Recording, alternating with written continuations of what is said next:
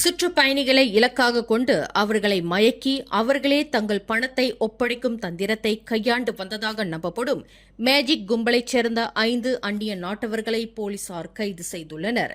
கடந்த ஜூலை 22க்கும் 24க்கும் இடைப்பட்ட தேதிகளில் கோலாலம்பூர் மாநகரில் போலீசார் மேற்கொண்ட சோதனையில் மத்திய கிழக்கைச் சேர்ந்த அந்த 5 நபர்களும் பிடிப்பட்டதாக டங்வாங்கி மாவட்ட போலீஸ் தலைவர் ஏசிபி ஜுல்சிமி எஃப்என்டி சுலைமான் தெரிவித்தார்.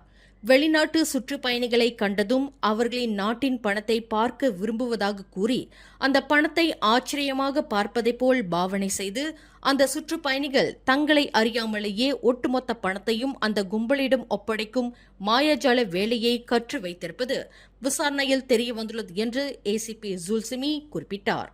முதல் சோதனை ஜாலான் சுல்தான் இஸ்மாயில் பகுதியில் மேற்கொள்ளப்பட்டது.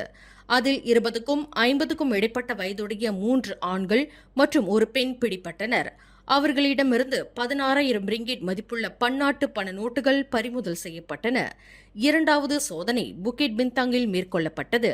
அதில் 20 வயது மதிக்கத்தக்க மேலும் ஒரு அந்நிய நாட்டவர் கைது செய்யப்பட்டார். அவரிடமிருந்து 360 ரிங்கிட் பறிமுதல் செய்யப்பட்டது. இந்த 5வரும் புக்கிட் காயு இத்தாம் வாயிலாக மலேசியாவிற்குள் நுழைந்து கடந்த ஆண்டு செப்டம்பர் மாதம் முதல் இந்நாட்டில் தங்கியுள்ளனர். கைது செய்யப்பட்ட போது தங்களின் கடப்பிதழ் காணாமல் போனதாக அவர்கள் காரணம் தெரிவித்துள்ளனர் என்று ஏசிபி சுல்சிமி தெரிவித்தார். மேலும் செய்திகளை தெரிந்து கொள்ள கீழே இருக்கும் பெல் பட்டனை அழுத்துங்கள். உங்கள் மகிழ்ச்சியை வெளிப்படுத்த லைக் மற்றும் ஷேர் செய்யுங்கள். தொடர்ந்து திசைகளோடு இணைந்திருக்க சப்ஸ்கிரைப் செய்யுங்கள்.